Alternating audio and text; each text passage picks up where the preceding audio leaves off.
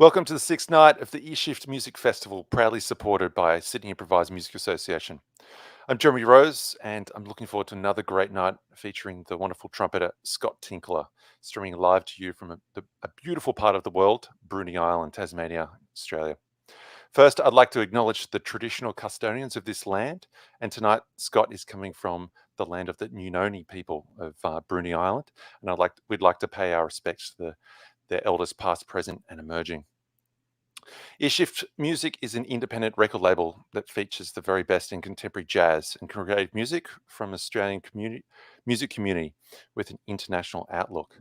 This is the fourth edition of our annual festival, and this year we're celebrating the resilience of artists in what has been an incredibly challenging time for musicians all around the world. We're excited to be bringing you performances direct from the intimacy of artists' homes. Now, Scott is somewhat of a national treasure.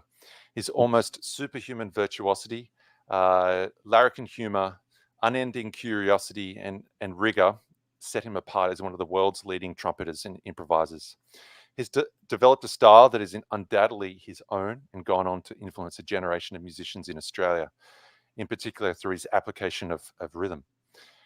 He has an incredible list of performance highlights, collaborations, and album releases.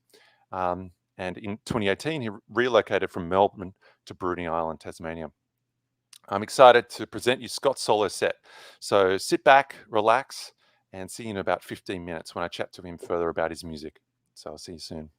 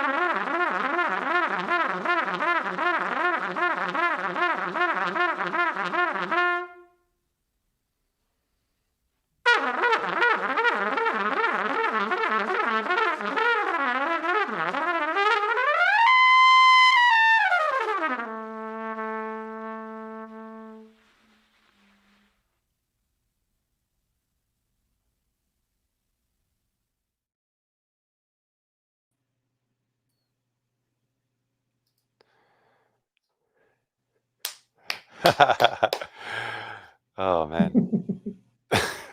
Sorry about Welcome, Scott. sorry about the Welcome. production. Thank you. It was amazing. It's a bit, It was really amazing. So to it's a, start, oh, you go. I was going to say it's a learning curve trying to do stuff like production at home. You know, I don't have a Yes. decent camera, so I just use my iPhone. You know, and then to adjust the frame rate, that's a shitstorm. You know, so There's, I yeah. you know, We can talk about I'm that. getting too old. So for those unfamiliar with what you do, can you talk us through what what they were listening and watching? Was it fully improvised? Did you have some sort of structural model that you followed? Were there any particular goals or ideas that you wanted to explore before you start? And essentially, what is your performance improvised concept? It changes. It changes from event to event, I guess. But lately, more and more, I'm solely interested in improvising. So I attempt to have no preconceived idea of what I'm trying to achieve at all, other than to just be there and play. Um, in that particular recording was definitely like I've been practicing a lot in the last few years since I've been in on Bruny. I just play and let my past knowledge lead me where I may go, I guess. I'm definitely trying to think. I'm not trying to think a particular way, but I tend to like to think compositionally in the sense of if I happen upon an idea I like, I explore it a bit, but then I try not to get stuck there. Um, I've been working a lot on also allowing myself to play phrases and just stop and let that phrase sit for a sec. Um, the tendency earlier on for me in solo stuff is to want to try to fill all the space. And as much as I still like to play in dense parts and frenetic parts, the overhaul structure, I like to have quite a lot of space, if that makes sense. So I like to explore the differences between silence and density rather than just be frenetic or just be spacious and silent. The real, and I like the awkwardnesses of silence. And that is something that jazz performers need to. It's a challenge when we step into the solo, particularly improvised space, isn't it? I mean, is there, without the collaborative aspect of performing with other people, do you is that something that you've had to kind of rein in to be able to afford yourself to use more space in the solo setting? Um, I think the trumpet automatically lends itself to you having to think smarter about how you will approach a solo setting, in the sense that there's not many people that can play for a long period of time without trying to utilize some space. I mean, we're not. Peter Evans is an example of someone who's got so much endurance on the instrument. I thought I used to be able to play quite a bit, and then I heard Peter and went, okay, that's raising the bar in endurance and strength and just the ability to maintain ideas, and that I but I can't play like that. I do need those moments of And just I guess Peter Evans is pause. he's known for his circular breathing, continuity, right? Extended periods of circular breathing, which I mean I know that you can do, and I think I saw that. I think I saw you do that a little bit, Yeah, but yeah, yeah. it's not something Yes, that you yeah. can kind of sit But on. I mean, no, techniques tend to, if a technique can lend itself to your music, that's much better than your music lending itself to your technique. Like Peter's music necessitates the idea that he can develop his circular breathing to such an extent that he can do that. You know what I mean? Because it suits him. But if I were to, if I force myself to do that, it doesn't sit well with me. I mean, I can do it in parts, but then I can't maintain it for a long period of time. My brain just can't think like that. It needs to stop and just look around and settle a bit. And that's what Simon Barker and I, in our duo practice, have been getting into that over the last few years, particularly too in the duo setting, like sharing phrases and not feeling like we need to always be there, either or of us. We can play in and out of each other, but also just let awkward silence be there. That's that's where you're sort of waiting for something. And in a way, I used to think of like music with tension and release. when you're playing, that's the tension, and when you stop, that's the release. But now I like to think about it the other way around. When you're playing, it's comfortable. When people are playing in a jazz setting or any sort of setting, when they're actually playing, they're the most comfortable. When they stop playing, that's when they're jittery, they're awkward, they're going, oh, should I play? Shouldn't I play? What do I do now? The audience is going, oh, they're not playing. So the not playing actually has more tension. So that can be more fun to play with in a way. Not that I'm leaving that much space, but just in those gaps where I allow myself to stop and actually get the what I do now. Should I? Because that piece that I did, I actually played for another 10 minutes, but I just played for half an hour and then just decided on the spot to stop and just stop it there. And in a way, I feel like my improvising practice now is just a continuum. So it's not just this piece or that piece. It's when I stop a piece, it's just the end of that moment. When I pick up the horn again and start playing, it's the beginning of the end of that moment. It's all joined. So it's not like, okay, now this is this bit and this is this bit. It's like it's just a continuous practice that I'm in. Even during lockdown. Cajun principle. Well, yeah, I mean, I don't know, but I'll agree with you. But I feel like that becomes part of my daily practice in the sense of, particularly not performing much nowadays and stuff like that, where I get up every day, I do a couple of hours of like trumpet maintenance routine type stuff, and then I like to play, and the playing is and it's just an exploration of ideas. And sometimes I'll find something that I like, and I'll really work hard on that for a while. That something will just come to me when I'm or listening back to something that I'm recording, and so it feels like a continuum. Yeah. Let's talk about your use of rhythm now.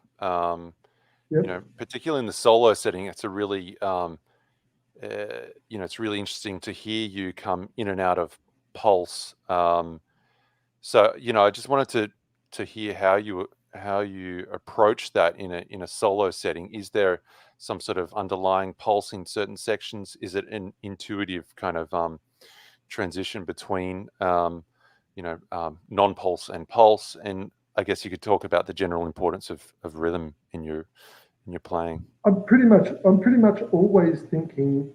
I'm always thinking harmonically and always thinking rhythmically. Those things might be changing a lot, but I like notes and rhythm, and I can't. I find that if I start playing and I don't have an internal feeling of pulse, the music that I create is not as satisfying for me. When I set myself in an internal pulse and start playing, someone else might interpret that pulse differently, and that's fine. But it gives me something to play on in the sense of phrases and ideas, and whether I'm ending sort of with the pulse or ending with the anticipation, and so being able to leave a phrase more up in the air or resolve a phrase, and it's the same harmonically. But definitely now when I'm playing, I'm not thinking, oh, okay, right now I'm playing nines, and now I'm playing sevens, and now I'll do some fives and group them in sixes and eights. I'm not thinking that now. I practiced all that stuff a lot, and when I play, I do just try to play intuitively or play it by ear. I mean, it's always a balance of the histories that you've taught yourself, all the things, and then if I find myself going into something that I've practiced, I don't feel as joyous about the music that I'm playing, which is mainly why now I just want to improvise. I haven't composed for quite a few years. I don't really like playing composed music. I love listening to it, but just as an actor, as an artist myself, I like to improvise. Like with the musicians that I play with, I'd much rather hear the ideas that they come up with to put against me than me to write something and say, here, play this. And so that, it's my tune, you play this and we'll play my music together. That isn't working for me now. I used to love that, but for me now it's not where I want to be. So all the output I've done in the last few years, like I recently released a duet album with Jenny Barnes. I did a duet album with Scott McConaughey before that. A duet with Eki Valtine, several with Simon Barker, all duet stuff. And I only want to do improvised music with them. Yeah. Yeah, I was going to ask about how much is combinations of notes or rhythms that have been kind of developed and practiced. I guess the question is, how much of your playing is muscle memory versus essentially new, blank slate musical materials? 100% muscle memory stuff, for sure. And it's like, you can't bring to the table what you don't have. You can't, what you've prepared earlier is all you can bring to the table. You might put it together differently, and you might, have some intuitive moments that put together something slightly different that you go, oh wow, that's a bit of a surprise for me. But definitely, that's what practice is for. To learn all those things so much that they become intuitive and they become your own things. One thing I've worked really hard at is not to play like a Freddie Hubbard lick, not to play a Phil Slater lick, not to play, what I mean? It's like I really consciously try to practice my own things. Like now, I never practice major scales, or I really avoid doing any chromatic scales in practice and stuff. Just because I don't want them to be the muscle memory that I go to. I want the muscle memory I go to, the things that I've sort of come up with at various times. So they might be shit, but it doesn't matter. They're my shit, And so that's more important to me to have that integrity in my sound, so that it's not like no one will go, oh, he just played that sabadoo dabadoo there, the Freddie lick, It's like I don't want that. Freddie or whoever has already done that really well, and I want to do what I do really well.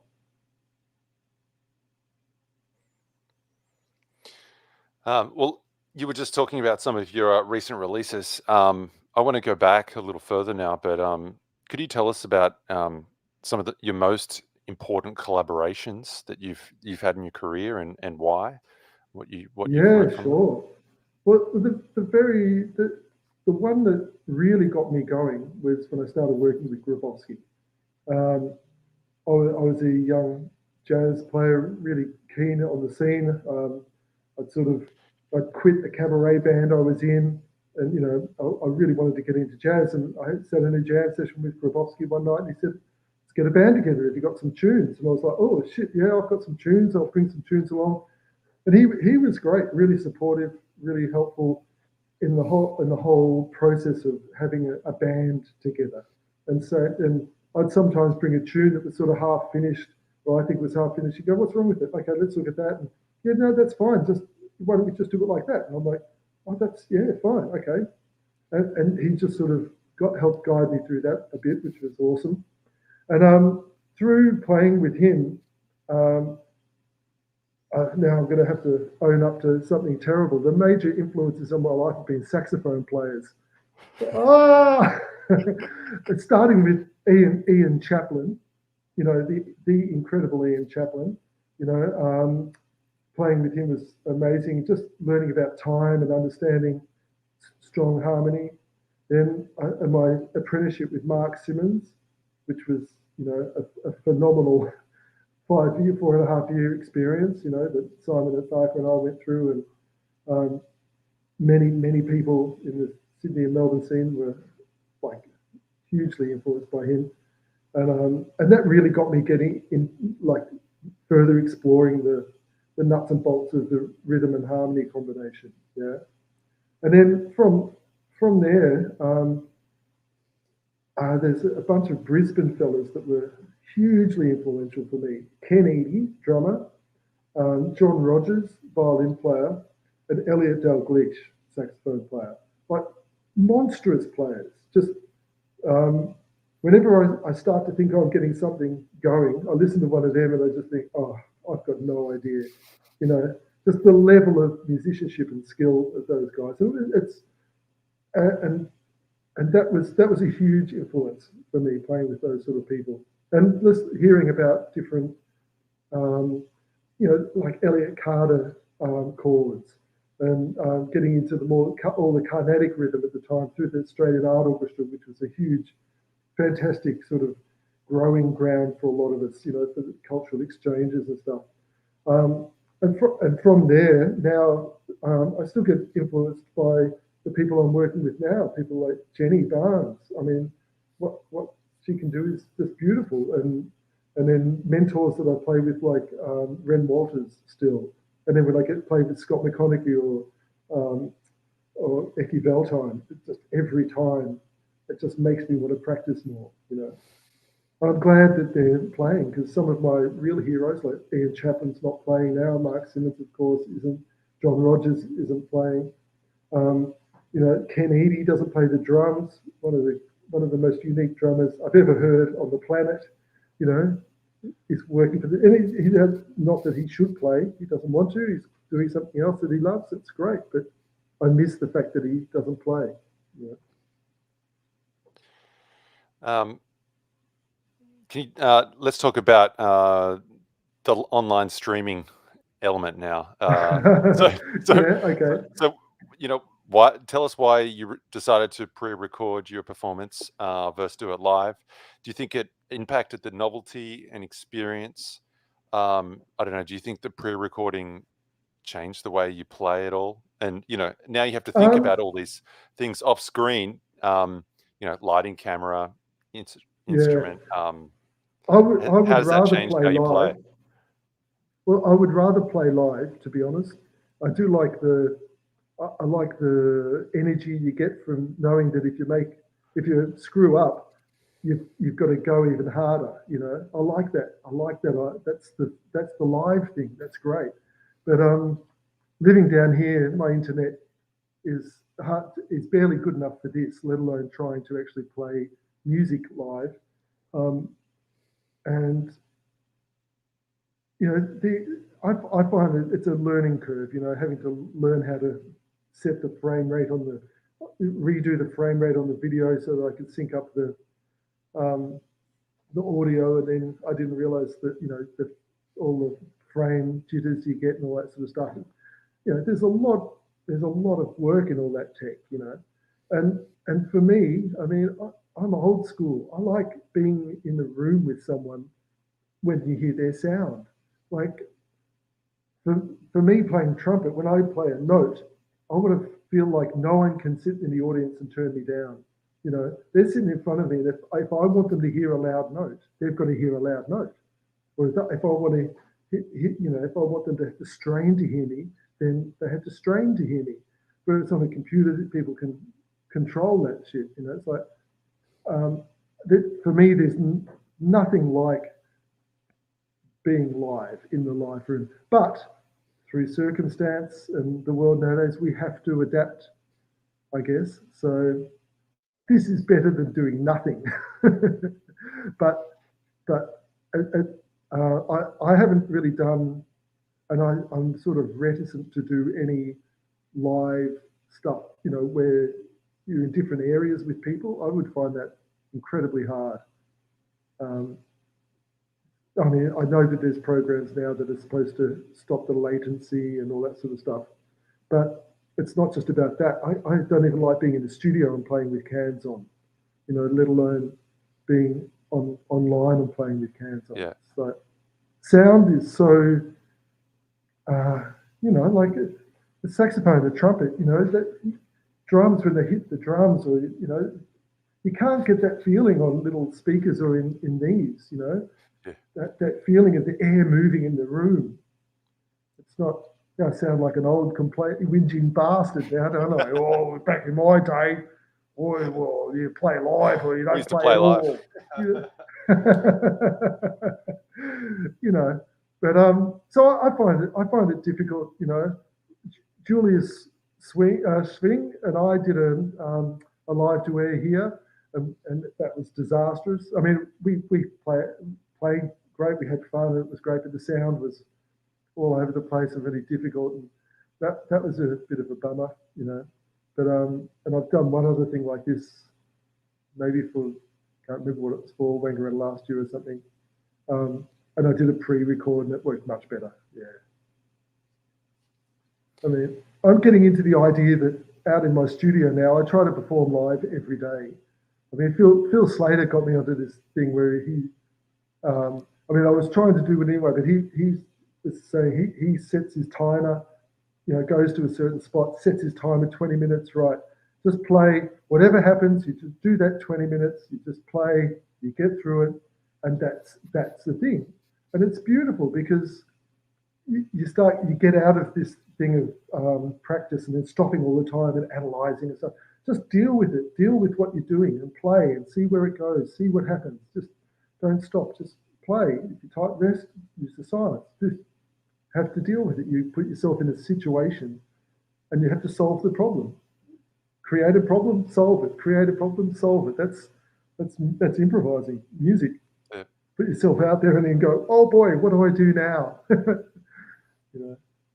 Yeah. And solo is harder because in a group, hopefully, when you stick your neck out, someone else is there to help you. You know. Yeah. Well, Scott, it's been great chatting to you today. Thanks for the performance, and thanks for Thank you. everyone for tuning in. We've got a few comments here. Dave Theeks saying, "My goodness." Don't read Harrison them. Ball, Don't read the comments. absolutely amazing facilities. And Ruben loves your quote. It may be shit, but it's my shit. So, Yeah, there you go. You can but almost thank Dave Addis for that one, actually. yeah. So thanks again to Sydney Improvised Music Association and all the other sponsors for helping put this festival together. We've got 2 more nights. I'll be chatting to SIM Artistic Director Zoe Houtman tomorrow night and launching my face-to-face video series. And we've got Melbourne group The Rest is Silence on Sunday. So make sure you tune in. So once again, thanks a lot. And we'll see you on the web soon. Thanks, Scott. Cheers. Bye-bye. Bye.